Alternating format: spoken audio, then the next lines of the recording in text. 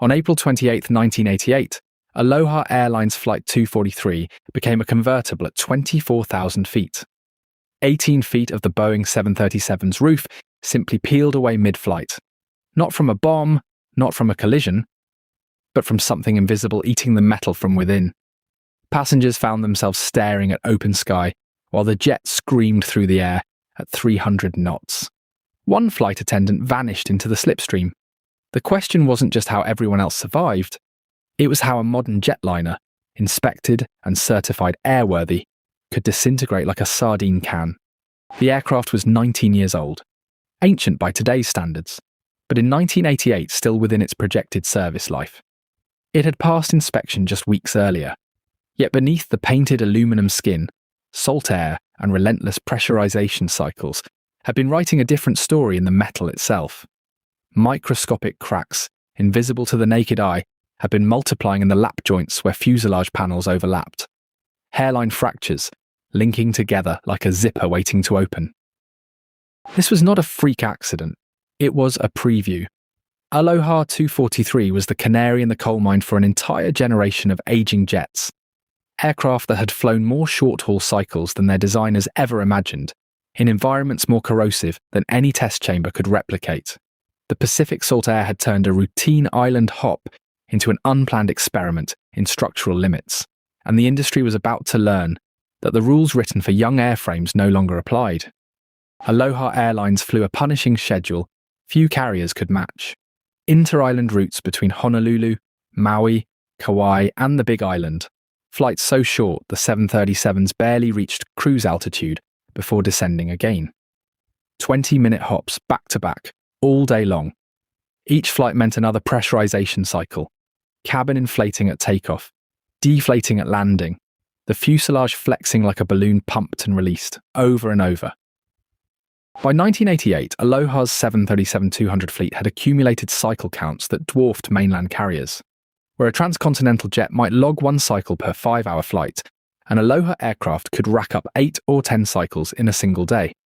Aircraft N737-11, the jet that would become Flight 243, had flown nearly 90,000 cycles in 19 years, and every one of those cycles happened in air thick with salt. Salt air is metal's silent enemy. The Hawaiian climate, warm, humid ocean spray carried on trade winds, created a corrosive environment that penetrated every seam and rivet hole. Moisture crept into the lap joints where fuselage panels overlapped.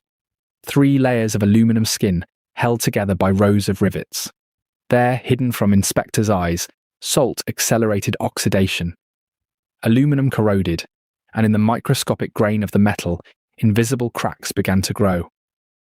Every time a jet climbs, the fuselage inflates like a balloon, cabin pressure pushing outward against the aluminum skin. At cruise altitude, the pressure differential can reach 8 pounds per square inch. Then, on descent, the structure relaxes. This cycle repeats every flight. For Aloha's island hoppers, flying 6, 7, 8 sectors a day, the metal was flexing thousands of times a year, far more than a long-haul jet flying once daily across an ocean. Each flex is microscopic, but aluminum remembers. At the rivet holes where sheets overlap in lap joints, stress concentrates. Invisible cracks nucleate. Hairline fractures at the molecular level. They grow incrementally, cycle by cycle, advancing through the metal grain structure. Engineers call this metal fatigue. It's not a defect, it's physics. Every airframe has a fatigue life measured in cycles, beyond which the cracks will multiply and link. Now add salt. Hawaiian air carries sodium chloride, sea spray atomized and suspended. It settles on the fuselage, seeps into joints, reacts with aluminum. Corrosion pits form. The pits become crack initiation sites. More crucially, salt accelerates crack growth. Electrochemical reactions at the crack tip weaken the metal ahead of the advancing fracture. What might take 20,000 cycles in dry continental air can happen in half that time in a salt environment. The invisible enemy was working faster than anyone calculated. April 28th, 1988. A Thursday morning like any other, Flight 243 pushed back from Gate 5 at Hilo International Airport at 1:25 p.m. bound for Honolulu. a routine 35-minute hop across the channel. Captain Robert Schornsteimer and First Officer Madeline Tompkins ran through the checklist with the ease of thousands of island flights behind them. In the forward cabin, Flight Attendant Clarabelle Lansing moved down the aisle, checking seatbelts and stowing bags, her back to the cockpit bulkhead. The 737 climbed out over the Pacific, banking northwest toward Oahu. At 24,000 feet, Tompkins leveled off and the cabin settled into cruise, passengers reading magazines, the hum of engines steady, the ocean a wrinkled blue sheet below. In the galley, Lansing began preparing drinks for the short flight. The pressurized fuselage held 8.9 pounds per square inch against the thin air outside, the same stress it had endured 89,000 times before. But this time, the zipper was about to open. At 30 minutes past 1, 24,000 feet, over the Pacific between Hilo and Honolulu, the fuselage opened. Not with a bang. The passengers would later describe a whooshing roar, a hurricane wind tearing through the cabin, as 18 feet of aluminum skin peeled away from the roof like a sardine can. The lap joint along the left side had finally surrendered. Dozens of linked cracks unzipped in an instant, and the pressurized cabin exhaled violently into the thin air outside. Flight Attendant Clarabelle Lansing was standing in the aisle near row 5 when the cabin opened above her. She was swept out instantly. No time to grab a seat, no time to scream. Pulled through the gap by the explosive decompression and lost to the ocean below. Passengers in nearby seats felt her brush past them. The 61 others on board were suddenly exposed to sub-zero air and 170-knot wind, clinging to armrests as debris and insulation tore free around them. In the cockpit, Captain Robert Schornsteimer and First Officer Madeline Tompkins felt the aircraft shudder and heard the roar. The control yoke went sluggish. The fuselage structure had warped, cables stretched. They had no idea how much airplane was left behind them. Radio calls crackled in. Maui approach, emergency descent, structural failure. Schornsteimer pushed the nose down, trading altitude for thicker air, while Tompkins ran the emergency checklist. They were flying a convertible now, and the only question was whether it would hold together long enough to reach the runway. The system was looking, but in the wrong way. On March 23, 1988, just 5 weeks before the accident, Aloha's maintenance team had performed a detailed structural inspection of N737 under the airline's FAA-approved aging aircraft program. Technicians walked the fuselage with flashlights and magnifying glasses, examining rivet lines and panel edges for visible signs of cracking. They found surface corrosion, minor skin damage, nothing alarming. The aircraft was cleared to return to service. But the cracks weren't on the surface. They were hidden inside the lap joints, the 3-layer sandwich where fuselage panels overlapped and were riveted together. Visual inspection could only see the outermost skin. The middle layer, where moisture had pooled and corrosion had nucleated dozens of fatigue cracks around rivet holes, was invisible. The inspection methods of the 1980s, eyes, flashlights, borescopes, couldn't penetrate the joint. The damage was there, multiplying, but sealed behind aluminum. The NTSB would later determine that widespread cracking had been present and growing for years, undetectable by the inspection regime in place. Quote, "The fuselage lap joint inspection procedures were inadequate to detect the presence of multiple site damage and widespread fatigue damage in the lap joint. The system had looked directly at the problem and certified it airworthy. 5 weeks later, at 24,000 feet, the hidden cracks would link together and the fuselage would unzip." Schornsteimer pushed the yoke forward, diving toward breathable air. The 737 shuddered and groaned. The fuselage twisted without its roof, the tail surfaces buffeted by turbulent air spilling over the jagged cabin edge. He aimed for Kahului Airport on Maui, 13 minutes away, unsure if the wings would hold or the entire structure would fold. Tompkins radioed Maui Tower. Emergency inbound. Explosive decompression. Structural damage unknown. The controller cleared all traffic and rolled the crash trucks. At 1:58 p.m., 45 minutes after departure, Schornsteimer greased the crippled 737 onto runway 2 at Kahului, the smoothest landing of his career. He would later say, because he had no idea how much airplane he had left. The fuselage held. Passengers stumbled down the stairs into the Maui heat, bleeding from cuts, deaf from the wind, but alive. 65 souls had boarded at Hilo. 64 walked away on Maui. Clarabelle Lansing's body was never recovered from the Pacific. The wreckage told a story the inspectors had missed.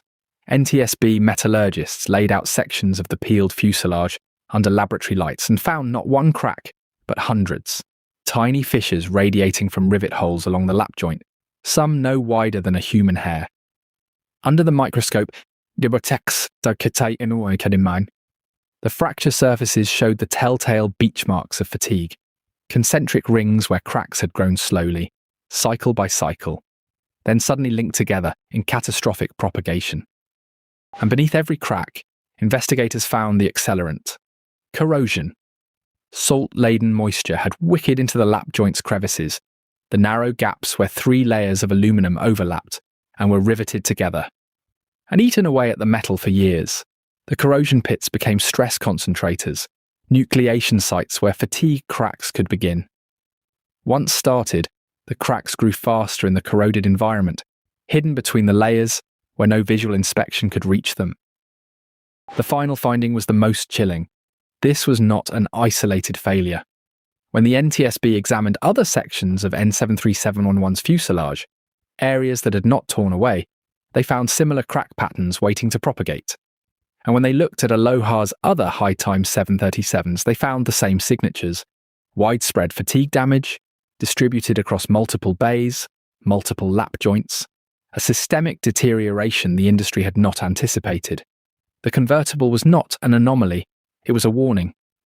Within 24 hours of the landing at Kahului, the FAA issued an emergency airworthiness directive, grounding every high-cycle 737-200 in the United States for immediate inspection. Aloha's entire fleet sat silent on the tarmac at Honolulu. 19 aircraft, their fuselages suddenly suspect. Boeing dispatched teams to Hawaiian airports carrying ultrasonic probes and eddy current detectors, tools that could see beneath the skin where eyes could not. What they found confirmed the investigators' worst fear. Aircraft after aircraft revealed the same signature: networks of fatigue cracks radiating from rivet holes in the lap joints, some linked, some still isolated, all invisible from the outside. A 737 operated by another carrier showed cracking so extensive, the entire fuselage section had to be replaced. The jet age had crossed a threshold no one had charted.